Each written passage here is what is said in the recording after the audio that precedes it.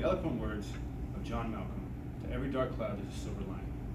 Today my words have merit because they come from a phone interview between Joseph Malcolm, OD, or obstetrician, and Dr. David Ayub, physician, radiologist, and vaccine specialist, as well as Dr. Malcolm M. Haas, who has Healthy.net and the Thomas Jefferson Institute of Acceleration.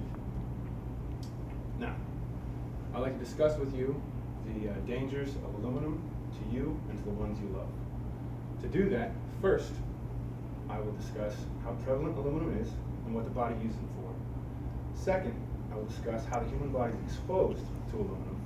And third, I will discuss some of the side effects of being exposed to aluminum. So let's get started with the first one.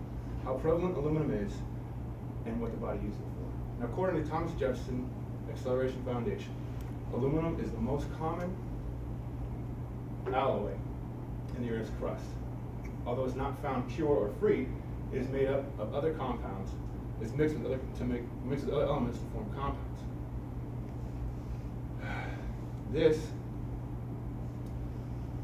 Some of the examples of the most common compound of aluminum is alum. Two examples of alum is potassium aluminum sulfate and aluminum oxide. Now, in the phone interview between Joseph Malcolm and David Ayub, David Ayub states that there is absolutely no physical or physiological reason for there to be aluminum in the body. The body uses it for nothing. So now that we've discussed how prevalent it is, it makes up 8.2% of the Earth's crust, by the way, before I forget that. We'll move on to number 2, how the human body is exposed to it. Dr. Ayub points out that the human body is exposed by cooking utensils, baking soda. Now, Dr. M. Haas also mentions makeup, deodorant, and the food we eat due to the fact that aluminum is used as a preservative. Dr. Haas also goes on to state that, on average, the human body has 50 to 150, averaged out to about 65 milligrams of aluminum in it. This aluminum resides in the lungs, kidneys, brain, and thyroid of the body. And on a daily basis, we ingest between 10 and 110 grams a day.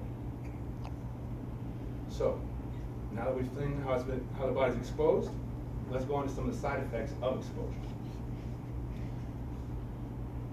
Dr. Ayub has had the benefit of being able to look over some very prominent nutritionists in their studies, and they found a correlation between high amounts of aluminum toxicity and the emergence of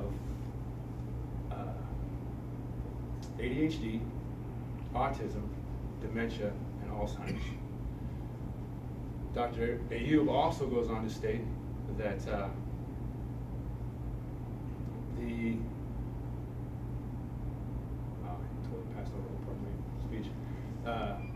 there is no barrier for aluminum in the human body. Whether you inject it, whether you inhale it, whether you swallow it, it doesn't matter. Once it's in the body, there's nothing to stop the aluminum. It travels along the iron transport chain. It displaces iron, travels along the blood transport chain, and it passes the blood-brain barrier, the placenta barrier between mother and child, is able to go into the mitochondria and then bond directly with the DNA. Dr. Ayub also goes on to state that when you get it in a vaccine, such as the H1N1 flu vaccine, it doesn't have to be stated that it's in there because it's a contaminant. They don't have to state contaminants, they just have to state the stuff they started with. Now, in the vaccines that do have it in it, such as the 3 vaccines put into one, you get between 200 and 600 micrograms each shot. Now, when aluminum gets in the body, so in conclusion, since I have changed how I'm going to do my speech, in conclusion, we have gone over, first, how prevalent aluminum is. It makes up 8.2% of the Earth's crust, and what the body uses it for, absolutely nothing. How the body is exposed to it through food, cooking utensils, preservatives, and vaccines and IVs. And 3, some of the side effects that are common due to aluminum exposure: Alzheimer's, dementia, ADHD, and autism.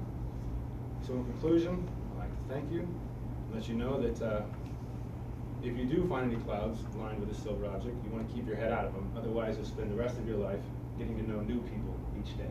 Thank you.